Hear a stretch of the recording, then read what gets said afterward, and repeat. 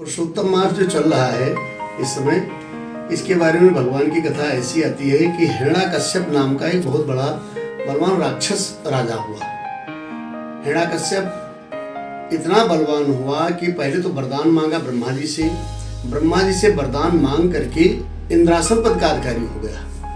वरदान ये मांग रखा है कि मैं कोई अस्त्र या शस्त्र से न मरूं, मैं जो 12 महीना आपका रचित है उस 12 महीनों में न मरूं, मैं न दिन में मरूं न मैं रात में मरूं, न तुम्हारे कोई बनाए हुए मनुष्य से न मरूं। ब्रह्मा ने यो मफ्तू कह दिया। हिरण्याकश्यप इतना बलवान हो गया कि इंद्रासन पद का प्राप्त कर लिया। इंद्र वहां से भाग गए। अब उनकी पत्नी सची के लिए उसने वो किया। इसके बाद में जब नारद जी ने समझाया तो उनको छोड़ दिया। फिर जब उसकी पत्नी को देना तो इंद्र ने भी कयाधु का हरण कर दिया हिरण्याकश्यप की पत्नी को, और उसको लेकर जब गए तो ब्रह्मा जी ने कहा कि वो तो राक्षस है हिरण्याकश्यप, आप ऐसा क्यों राक्षस वाला बात करते हैं। तो कयाधु को नारद जी ने ले लिया, एक रात्रि अपने कुटिया में रखा। उस समय कयाधु गर्भवती थी। जब हिरण्याकश्यप गया नारद जी के यहाँ से कयाधु को ले आया तो प्रहलाद ने जन्म लिया।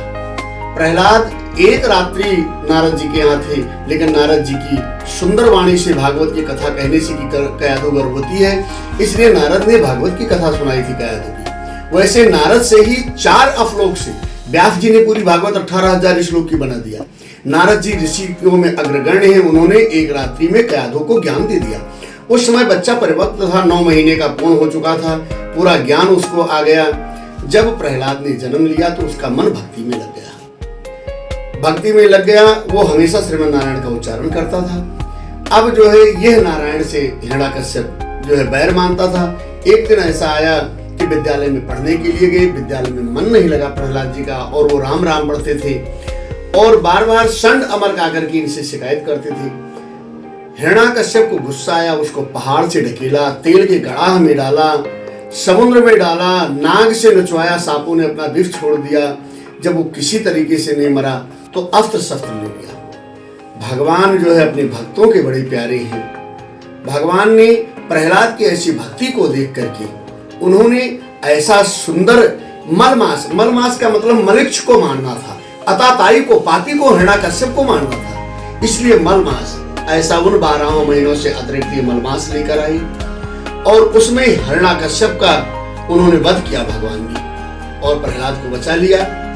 इसके बाद में मलमास में पूजा पाठ जप तप ये सब शादी विवाह मुंडन भूमि पूजन वगैरह ये सब बंद हो गया, क्योंकि वो मलक्ष के मानने से मलमास, जिसको अधिक मास उन 12 महीनों से अतिरिक्त अधिक मास लेकर के आए थे भगवान। अब सब महीनों में पूजा पाठ हो रहा है, सब महीनों में शादी विवाह लगभग हो रहा है, सभी महीने बहुत खुश हैं। मलमास उन महीनों में बैठने को नहीं पा रहा है, उसको बराबरी का हक नहीं मिल रहा है। मलमास ये बहुत परेशान हो गया। अधिक मास एक दिन श्री हरि विष्णु की सभा लगी, उसमें जाकर के ये मलमास अधिक मास ये रोने लगा कि प्रभु हमारे में ऐसा कौन सा पाप है जिसमें हमारी कोई पूजा पाठ नहीं हो रहा है। तब श्री हरि विष्णु ने कहा कि तुम्हारे ही महीने में अधिक मास में मैंने हिरण्याकश्यप का वध किया था, उस मलिक्ष को मारा था, इसलिए तुम्हारा नाम मलमास पड़ा, इसलिए इसमें कोई शादी विवाह मुंडन का कार्यक्रम नहीं होता है।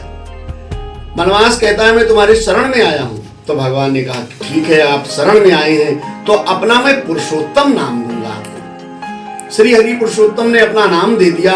इस महीने अधिक मास का नाम पुरुषोत्तम मास पड़ गया। भगवान ने कहा शादी विवाह मुंडन भूमि पूजन वगैरह तो नहीं होगा इस महीने में, लेकिन इस महीने में जो पुरुषोत्तम भगवान की महात्म की कथा कहेगा, जो इसमें शिव और पार्वती का पूजन करेगा, इसमें अन्य यज्ञ अनुष्ठान जो निष्काम भाव से हो, जो हम निष्काम भाव से केवल भगवान के लिए करें, क्योंकि प्रहलाद भी भगवान के ही लिए उनका स्मरण करती थी, तो इसलिए जो निष्काम भक्ति भाव करेगा, कथा कीर्तन इत्यादि इस महीने में सुनेगा, उनके चारों तरफ से पुरुषोत्तम भगवान मंगल करेंगे। पुरुषोत्तम श्री हरि विष्णु पुरुषोत्तम का मतलब परिपूर्ण भगवान जो श्री हरि विष्णु है, सभी के मंगल काम करेंगे, सभी का मंगल पूर्ण करेंगे कामों को। इसलिए इसमें कथा कीर्तन हमेशा मनुष्यों को निष्काम भावना से जो करो भगवान के चरणों में अर्पित कर दो, उससे ज्यादा फल की प्राप्ति होगी। यही है पुरुषोत्तम मास की कथा।